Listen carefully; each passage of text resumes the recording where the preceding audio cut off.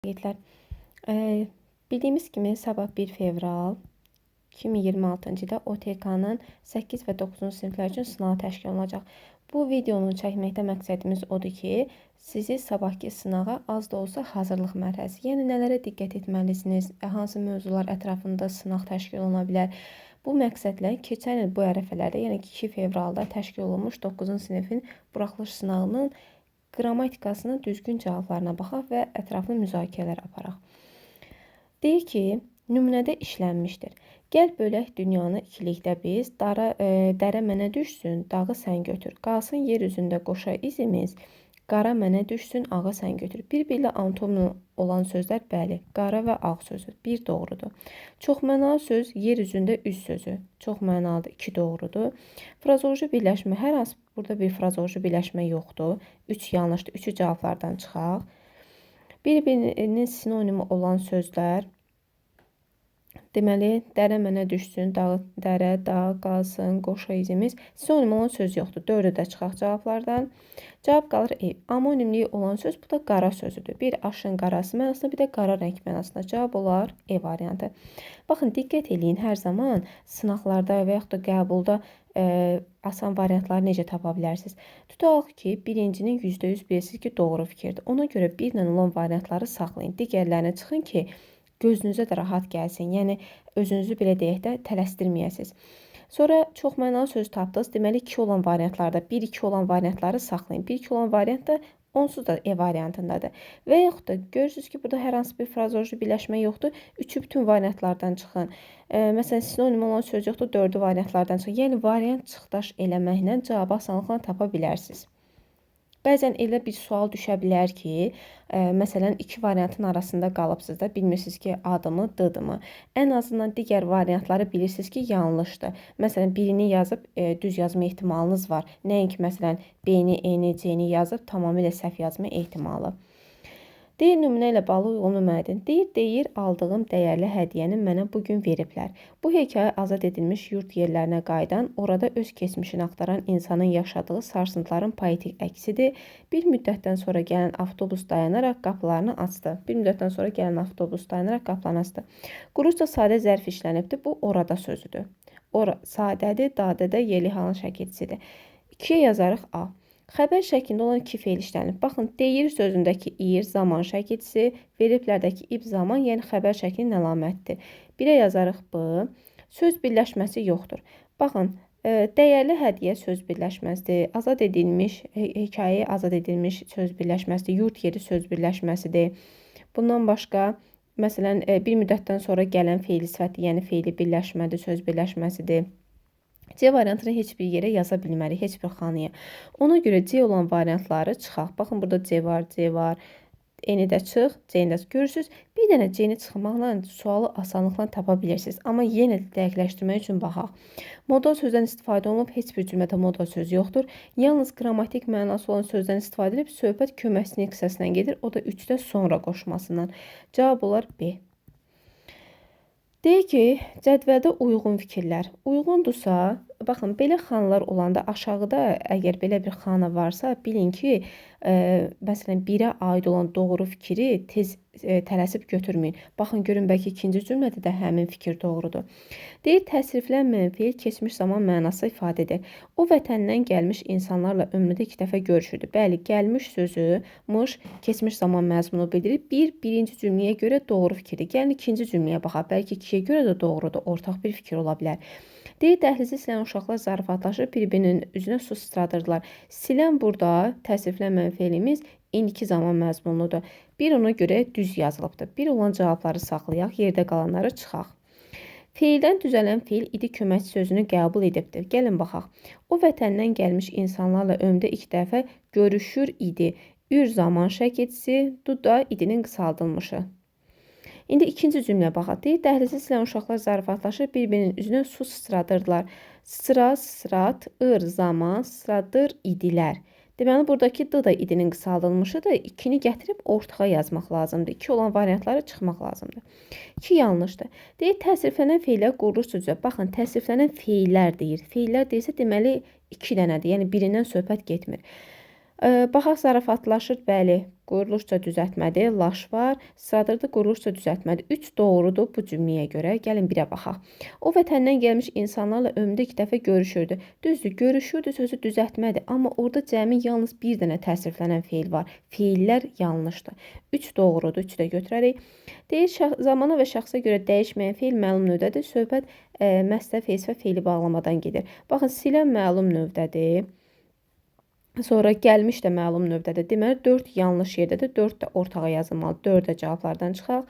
Deyir ki, qarşılıq birgəlik növdə olan feil işlənib. Görüşür də qarşılıq növdədir. Düzdür. Amma zarafatlaşırdı, sıradırdılar. Bunlarda qarşılıq birgəlik növ yoxdur. 5 yanlışdır. Cavab olar nə? 1, 3, E variantı. Deyir, nümunədəki sözlər haqqında ortaq fikirlər. Astanaya ayaq basan kimi şüşə qapılar öz-özünə açıldı. Turanın don vurmuş alma tək qızaran yanaqları nəmlənmişdi. Deyir, bənzətmə mənalı köməkçilik hissəsindən istifadə olunur. Bənzətmə mənalı köməkçilik hissəsi hansıdır? Qoşma. Görək, qoşmanın bənzətmə mənası varmı birinci cümlədə? Astanaya ayaq basan kimi. Burada bənzətmə yox, zaman məzmunudur. Biri ortağa yaza bilmərik. Biri cavablardan çıxın. Sifətin xüsusiyyətlərini daşıyan isim var. Bəli, şüşə sifətin xüsusiyyətini daşıyan isimdir.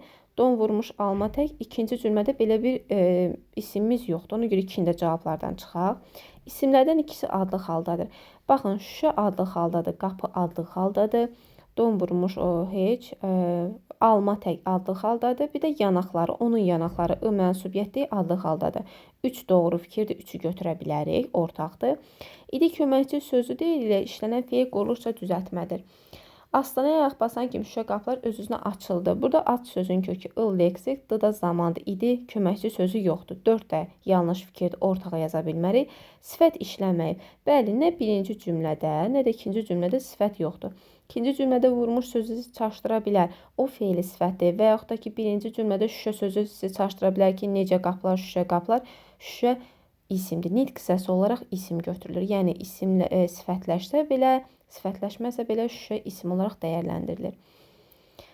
Cavab olar 3 ilə 5. Deyir, yazılışına səhvə yol vermiş mürəkkəb adlar. Ümumiyyətlə, son dövrlər mürəkkəb adlara çox toxunurlar. Həm qəbullarda, həm buraxılışda, həm sınaqlarda. Ona görə mürəkkəb adları xüsusi olaraq əzbərləyin. Məsələn, bu yaxınlarda keçirilən olimpiyadada belə mürəkkəb adlara toxunmuşdular bütün siniflər üzrə. Zəfər günü doğrudur. Hər ikisi böyük hərflə. Azadlıq meydan sözü kiçik yazılmalıdır. Hacı Zeynəbdin Tağıyev düzdür. Yeni il bayram düzdür. İsmail Bəykut qaşında bəy sözü kiçik hərflə yazılmalıdır. Cavab olar C. Yəni bu, baxın, frazoloji birləşmədir. Çox toxunulan mövzudur. Mürəkkəb adlardır. Çox toxunulan mövzudur. Ona görə bunun ətrafında çoxlu testlər işləyin. Deyir, hansı sözün tərkibinə görə təhlildə səhvə yol verilibdir. Boş sözün kökü boşdan boşluq, boşluqlar, dan. Caynaq sözün kökü caynağın, dan düzdür. Əmək sözün kökü əməkdaş, leksik, əməkdaşlıq düzdür. Gəz, gəziş, gəzişəndə düzdür. Zarafat, zarafatlaş. Gəlin yazaq bura. Zarafat sözün köküdür. Laşı parçalamırıq. Niyə? Çünki dilimizdə zarafatlı adında bir söz yoxdur. Laş bütöv şəkildə götürülməlidir, leksik şəkildə. Cavab olardı. Deyir, hansı sözlərdə eyni hərfin müxtəlif səslər kimi tələffüz olunması faktı yoxdur. Qorxaq söz necə tələffüz olunur? Bir dəqiqə.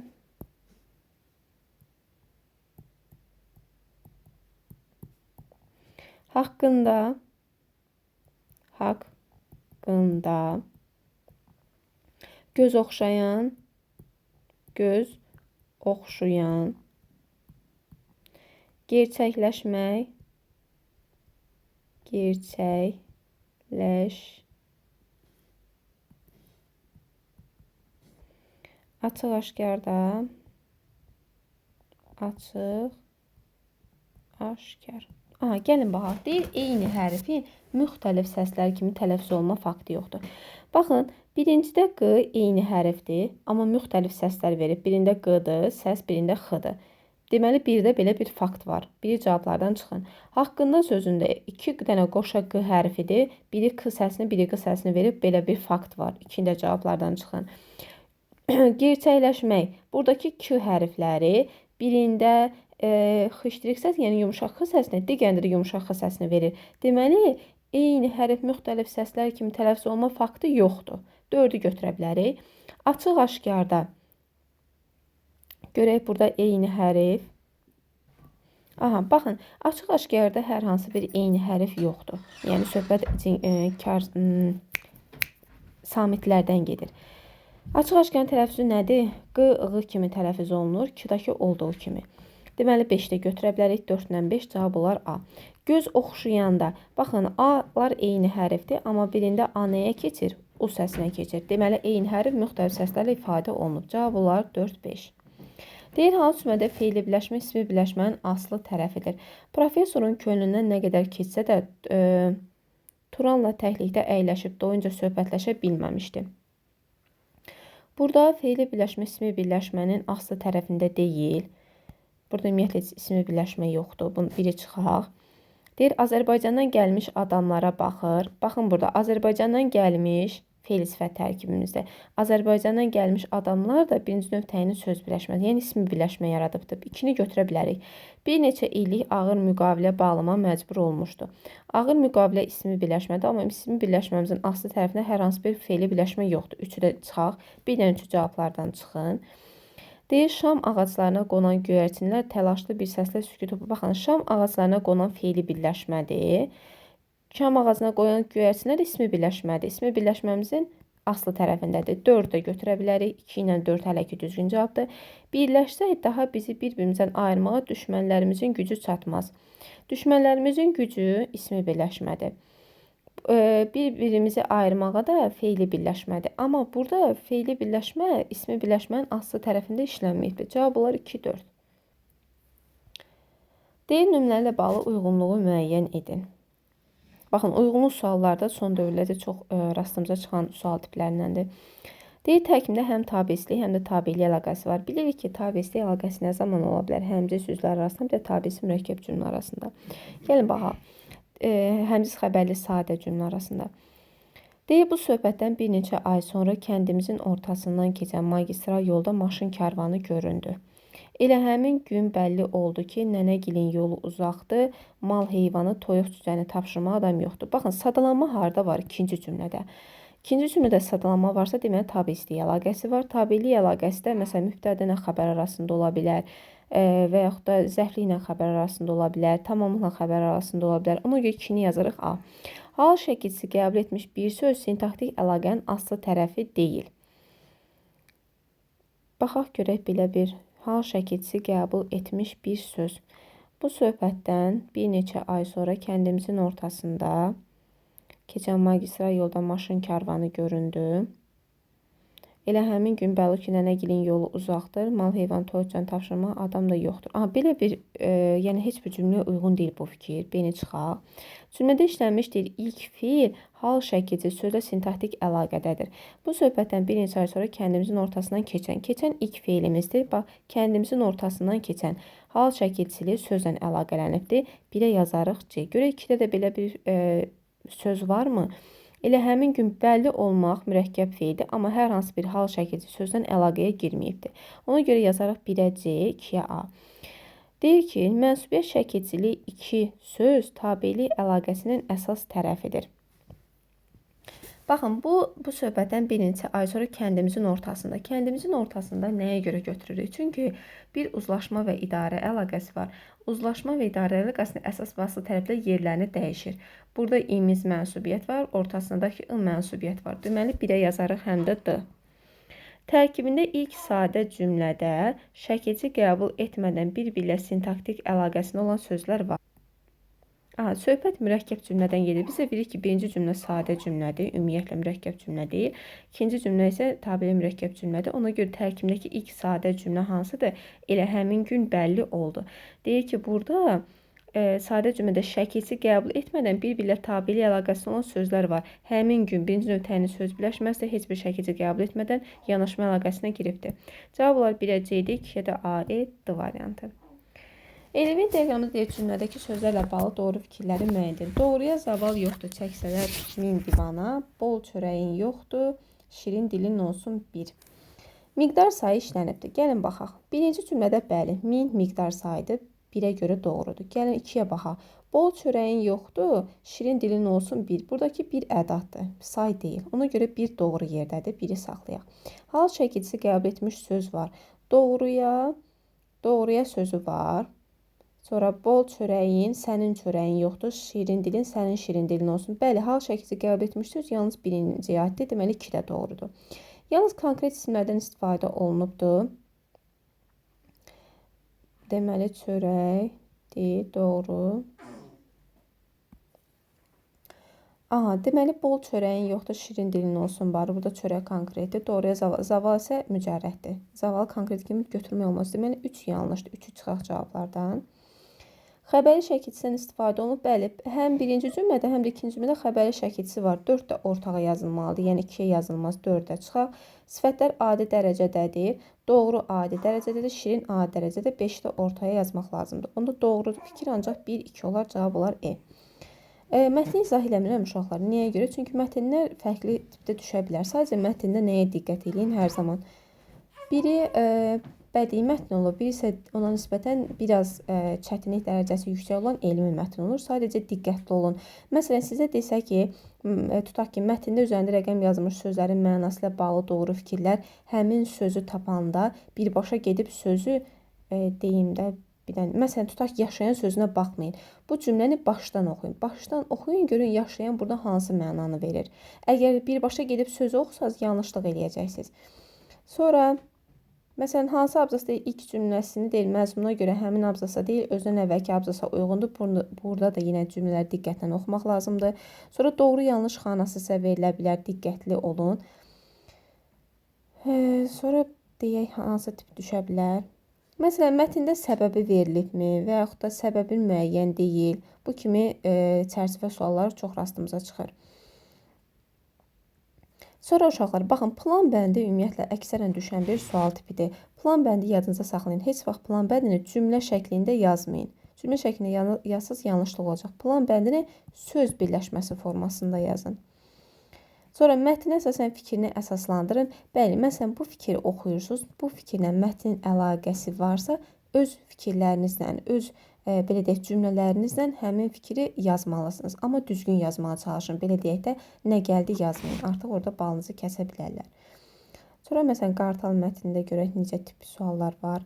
Məsələn, mətninə əsasən ehtimal edilə bilər. Əgər bir fikir doğrudursa, bunu ehtimal kimi götürməyin və yaxud da səhvdirsə, onu ehtimal kimi götürməyin. Ehtimal ola da bilər, olmaya da bilər. Yəni, həm doğruya yaxındır, həm də ki, səhvə yaxın olan bir fikir kimi dəyərləndirə bilərsiniz. Sonra, məsələn, hansı plan bəndlərdə mətnin giriş hissəsinə aid etmək olar? Əvvəla giriş hissəsini tapırsınız. Giriş hissəsini təzədən bir daha nəzərdən keçirin. Görün, ora aid hansı plan bəndləri yaza bilərsiniz. Baxın, görürsünüz, plan bəndləri nə forması yazıb? Hamısı söz birləşməsi forması. Yəni, cümlə şəklində qəti şəkildə plan bəndi yazmayın. Sonra, mətninə qarşısına işarə qoyulmuş sözlər əsasında cədvəli tamamlayın. Bəli, buna çox son dərəcə diqqətli olun. Məsələn, tutaq ki, kvadrat həqiqi mənadadırsa, mətndəkinə fərqli mənası, yəni məcazi mənasını yazmalısınız. Mətndəki sözün həmin fərqli mənada işləndiyi cümlə məcazi mənada olan bir cümləni işlətməlisiniz. Məsələn, deyirəm ki, nə deyək? Məsələn, gülmək feili veriblər. Deyir ki, günəş gülür. Bilirsiniz ki, o məcazi mənadadır. Siz onu həqiqi mənada işlədə bilərsiniz ki, insan gülür. Sonra mətndəki qartalın hansı cəhətləri ətrafdakı insanların rəğbətinə səbəb olurdu? Bundakı mətni oxuyub yazmaq olar. Yəni, mətni oxumuram ona görə ki, çünki mətnlərin təkrar düşmə ehtimalı yoxdur. Nəsə qaranlıq qaldısa, nəyisə başa düşməlisiniz, uşaqlar yaza bilərsiniz.